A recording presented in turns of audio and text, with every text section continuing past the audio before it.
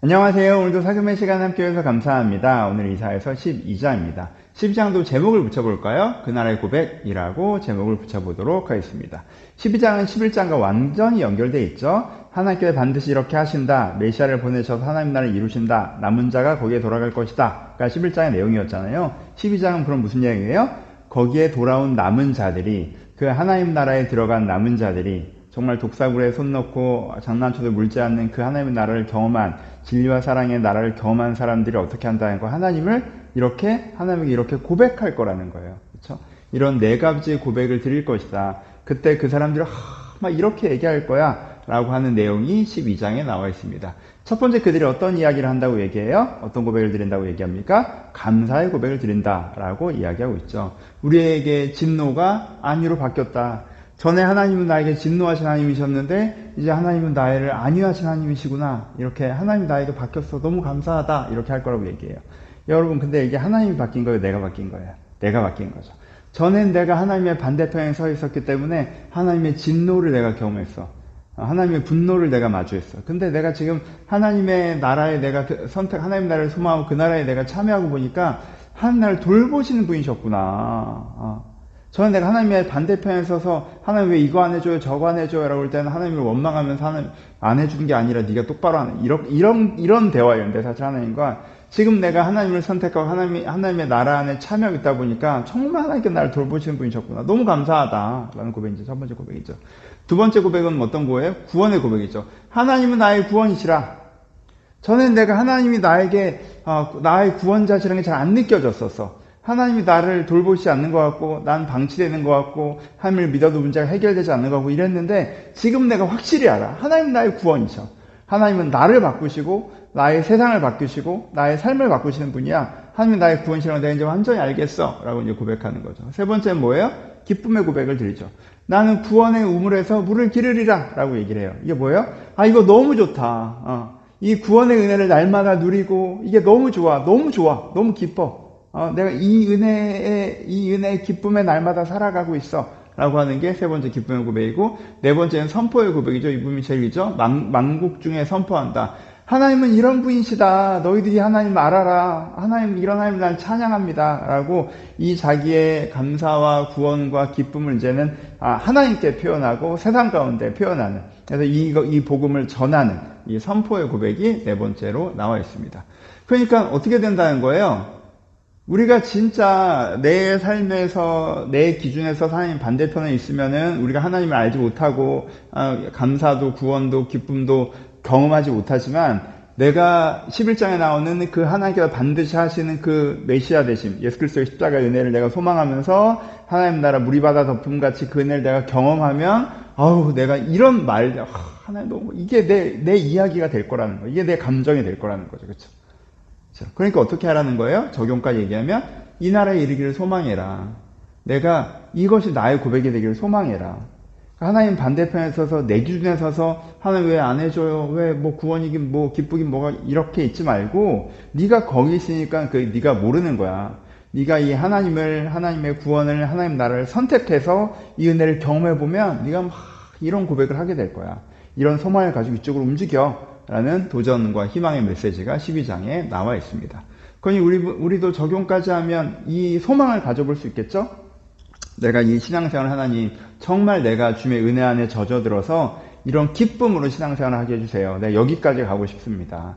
내가 아직까지 이걸 잘 모른다면 하나님이 그렇지 않으신 게 아니라 내 신앙이 얕아서 그런 것 같습니다. 내가 여기까지 가고 싶습니다. 라는 소망으로 이 12장을 읽으셨으면 좋겠습니다. 우리 잠깐 7장부터 12장까지 한번 정리하고 마무리하도록 하죠. 또 설교 한 텀이 끝났으니까 이제 13장부터 또 새로운 설교가 시작되잖아요. 그냥 간단하게 정리해볼까요? 여러 개의 설교가 있었지만 기본적으로는 세 패턴으로 우리가 생각해볼 수 있어요. 첫 번째 뭐예요? 현실에 대한 얘기죠. 이 사람들은 현실을 어떻게 인지하고 있었어요? 우리 가운데 북이스라엘과 아람이 연합해서 쳐들어온 문제가 있고, 그리고 또 나중에 아시리아가 또 문제가 될 수도 있고, 이런 현실적인 문제가 있는데, 그 열방 가운데 우리가 그냥 강대국이 아니라 중소형 국가라는 우리 현실적인 문제가 있는데, 이것을 균형 외교로 해결할 거야. 이게 이 사람들의 현실 인식이었죠. 그렇죠? 이 사람들이 생각하는 현실이었어요. 하지만 하나님 보시기에 이들의 현실은 뭐예요? 이들 가운데 중요한 현실은, 이게 중요한 게 아니라 너희가 불의한 삶을 살고 있는 게 너희의 문제이고 회개 결단을 해야 되는 게 너희 가운데 있는 대안이야 라고 말씀하고 계시는 거죠.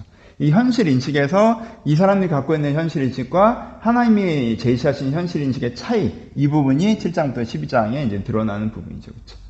그러니까 문제가 계속 바깥에 있다고만 생각하지 말고 문제가 내 안쪽에도 있을 수 있다는 거. 사실 진짜 문제는 내 안쪽의 문제이고 상황이 문제여서 내가 어떻게 할 수가 없고 내가 어떻게든 상황을 잘 조정하고 적응해 보는 게 아니라 내 안쪽의 문제에서 내가 내 중심을 바꾸면 해결되는 그런 경우들이 있잖아요. 여기는 너희는 지금 그런 경우에 대해서 7장부터 12장에서는 얘기하고 있는 것이죠.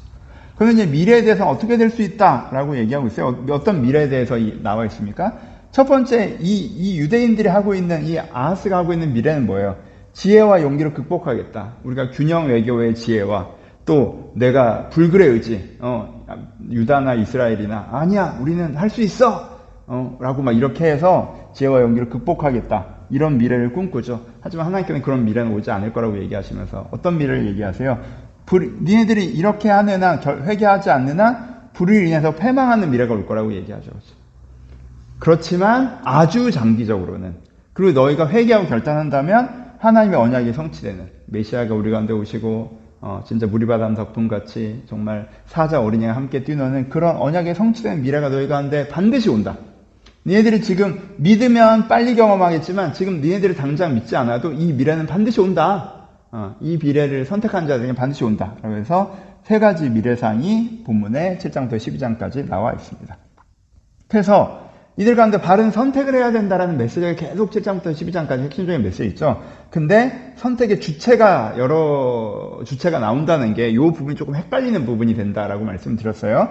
선택의 주체는 누가 있어요? 아하스도 있고 유다도 있고 북이스라엘도 있고 믿음의 유다들도 있죠. 그렇죠?